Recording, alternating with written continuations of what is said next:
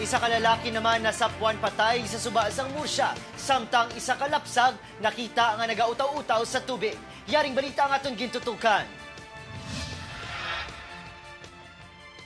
Domingo sa nagligad semana nadula si Tatay Piding ukon Alfredo Fierro, 74 years old kag residente sang Purok Tayuman, Barangay Santa Rosa sa Banwa sang Murcia. Bangon sa edad, malipato na si Tatay Piding. Ginapatihan may ara ining demensya apang wala man formal nga kumpirmasyon halin sa doktor. Subong adlaw, nakita si Tatay nga wala na sang kabuhi. Takda alas 5 sang kaagahon sa Tayuman River.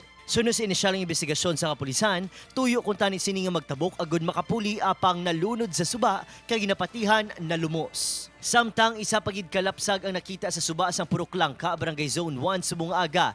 Isa ka residente ang nakakita sang lapsag kag gilayon nga ginreport sa kapulisan.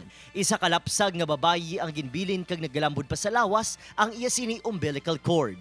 Ginatutukan subong sa kapulisan ang paghibalo kung sino ang iloy sang makaluluoy nga lapsag.